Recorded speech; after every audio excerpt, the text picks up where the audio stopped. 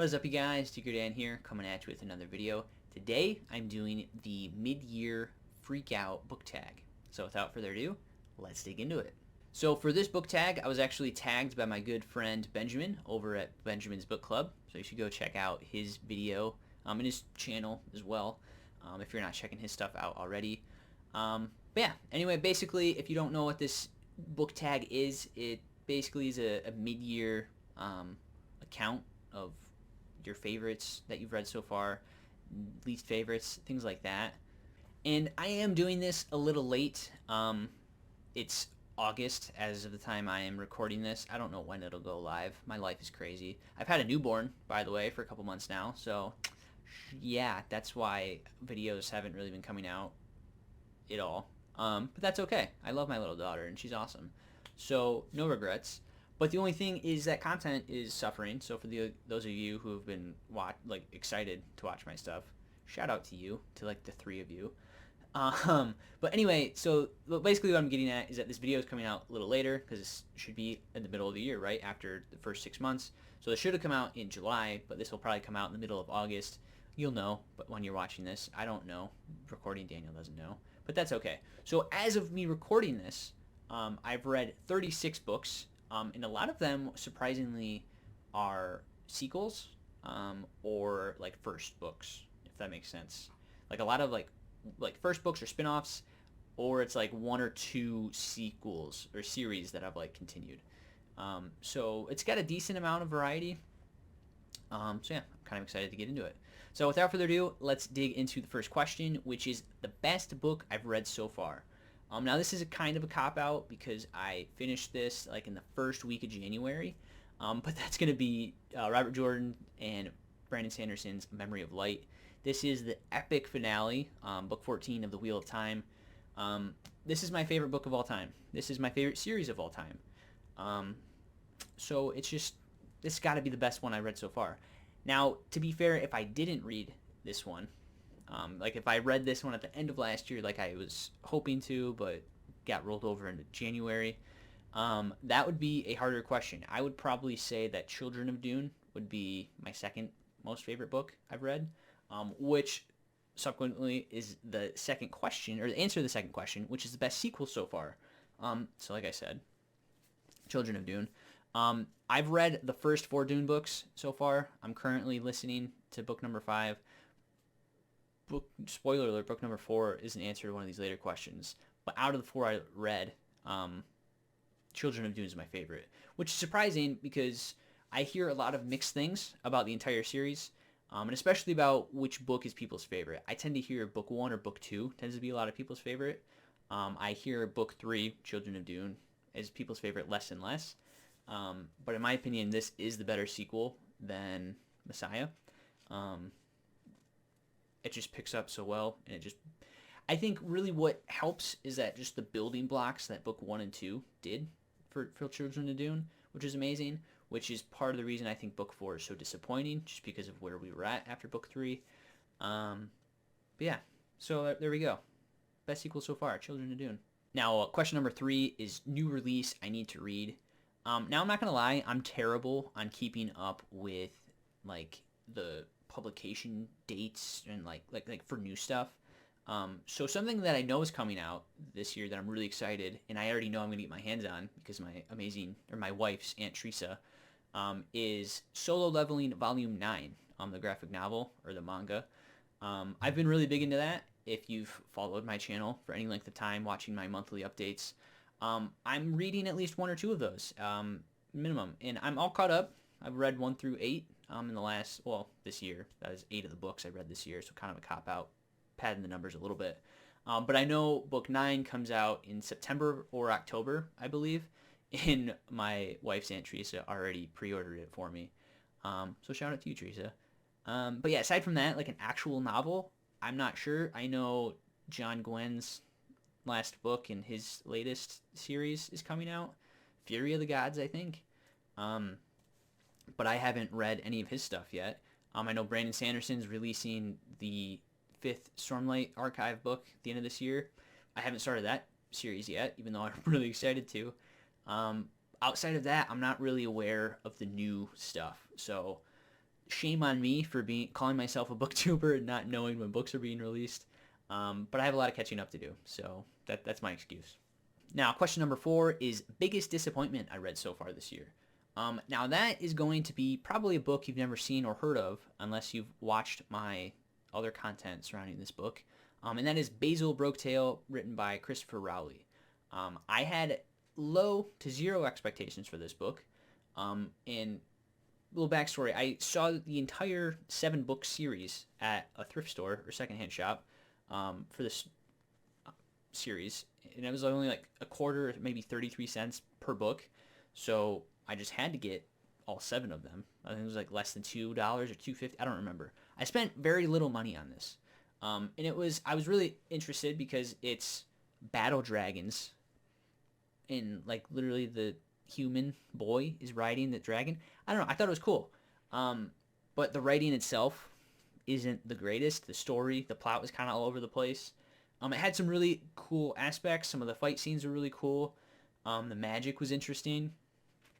Some of the characters were interesting, but overall, it just I think it overstayed its welcome. I think it could have been like 100 pages shorter, and it would have been better for it. And also, you just got to go watch my review for it, basically. But yeah, I had low to zero expectations for this book, and it still plummeted. Like, it still was way below expectations. So yeah, I gotta say Basil Broketail for my biggest disappointment for the year so far. Now, question number 5 is biggest surprise for the year so far. I'm gonna cop out and say Children of Dune again for this answer. And partly because, like I was saying earlier, because I feel like most people, when they talk about Dune, they say the first one's amazing, the second one might be better, kind of up for debate, but rarely do I hear that the third is the best. And in my opinion, it is the best out of 3, so that's why I was surprised for this one. But if you don't like that answer, something that I was really surprised about was Hyperion by Dan Simmons. This is something that I know gets a lot of praise, and so maybe I shouldn't have been surprised, but it still like vastly exceeded my expectations, even though I had high expectations for it, just because I've heard so much praise about it. I think the story structure was really interesting. It's basically short stories mashed together for like a larger plot, which I found really satisfying, and it makes me really excited to try and pick up book 2, even though I've heard mixed things about the rest of the series. But I'm on such a high from Hyperion that it'll hopefully carry me through book 2 if it really is that bad. But yeah, I would say between Children and Dune and Hyperion, like, they're very solid. And to be fair, I read Hyperion first, and it blew my mind. And I'm like, oh yeah, this is the greatest sci-fi book I've ever read. And then later I started reading Dune, and I got to Children of Dune. I'm like, okay, this is my favorite of the Dune, and this is my favorite sci-fi book of all time now. So, but to all you sci-fi nerds, I haven't read too much science fiction yet, so who knows? Maybe something else will beat it out. All right, my favorite new author, or at least new to me, is Scott Lynch. And to be fair, I've only read Lies of Locke Lamora, but just this book blew me away. This is one of my favorite reads so far this year. It's just amazing. The way Scott Lynch writes characters is like their banter back and forth feels so natural, and it's like even though you know Scott Lynch is trying to be funny, like it doesn't really feel like he's trying all that hard, you know? Like some authors like Brandon Sanderson, for example, really tries to force humor sometimes, or like tries to get across what he thinks is funny, where Scott Lynch has characters are just naturally funny. Especially like the Gentleman Bastards and their relationship is great. And just, I don't know, the world building was really interesting and fun. And this was such an easy, digestible read. And it isn't like crazy thick, but it's not a short book. But it was still, like, I kind of still flew through it just because I was ripping through pages, excited to see what happens next. And like I said, it was just easy read. And I know Scott Lynch kind of gets some slack because it's been so long since his last book that he's written, and he's still writing whatever. But yeah, it makes me really excited to get into book 2. And speaking of Locke Lamora, my favorite new characters that I read this year, a lot of them are Gentleman Bastards. Like Locke Lamora, for sure. And I guess someone outside of Locke Lamora or the Gentleman Bastards would ironically be from Solo Leveling, which would be Jinwoo Sung, who's the main protagonist. He's just such a badass, especially as he gains his powers. I guess I didn't explain this earlier all that well, but in Solo Leveling, the main character, like I said, Jinwoo Sung, he is an awakened being, and he basically fights monsters, and as he fights monsters, he gains experience, gaining levels, gaining skill points, and literally gets taller, stronger, faster, all these cool things. But he's different than the rest of the awakened beings. He's actually a reawakened being. Whatever. You just got to read it to find out. But like just the character progression in the first 8 volumes of Jinwoo Sung and him getting more cold and ruthless, but also like him having a kind heart at the same time, I think is just a great dichotomy of character, and it's just great. Whereas like Locke Lamora, he's just got really good banter. He's very quick-witted, and he's just got such a smart mouth. He's just entertaining to read. So I would say those would be my 2 favorite characters that I was introduced to this year. Now, the next question is a book that made me cry. Now, I struggled with this one because I do cry at books. I feel like when I'm reading, I'm more emotional than I tend to be in real life, if that makes sense. Let me know in the comments if you feel the same way sometimes. But this one's kind of a cop-out, and it is Robert Jordan's New Spring. And that is because, like, the book itself didn't, like, the content maybe didn't necessarily make me cry. Like, it wasn't earth-shattering. It's a prequel to the first 14 books, or to the 14 books. But it made me cry at the end just because I was really sad that there's no more new Wheel of Time for me to read. I read book 1 through 14, and then I gave it a month or 2, and then I picked up New Spring. I'm like, I want there to be something for me to look forward to as far as Wheel of Time-wise before I go into a reread. And so after I finished this, I'm just like, I was super sad. I'm like, there's no more new Wheel of Time. But I did start rereading it, and I actually have a series with Richard from Tutor Ramble you guys should go watch if you guys are interested in Wheel of Time content. So I know maybe this is kind of a cop-out, but I didn't really read all that too many emotional books. Aside from things that I've listed already, like I guess A Memory of Light could be thrown into here. Another, like Lies of Locke Lamora could be thrown into here, especially the betrayal from, or not the betrayal, but the villain really getting to Locke, and what he did to the Gentleman Bastards. That was really sad. That made me cry. So I guess a lot of the books I've mentioned have made me cry. But yeah, I'm emotional. Now, what is a book that made me happy? That would be The Sword of Shannara. This is written by Terry Brooks. This is one of the books I've been wanting to read for years. This was one of my dad's favorite like trilogies growing up, and he's just had it around the house for years, and I just never decided to pick it up until a couple months ago. I think it was like 3-4 months ago. And I'm really glad I did, because yes, it is a Tolkien. It's very Tolkien derivative, but it's easy to understand prose. It's not too like oldish English. It's not. It's like Tolkien-esque, but it's not Tolkien's writing, if that makes sense. Where I think something that I struggled with when I tried to read Lord of the Rings as a teenager is that it's kind of dense sometimes, where Sword of Shannara is not. But it still deviates enough from Tolkien to be its own thing and still feel fresh.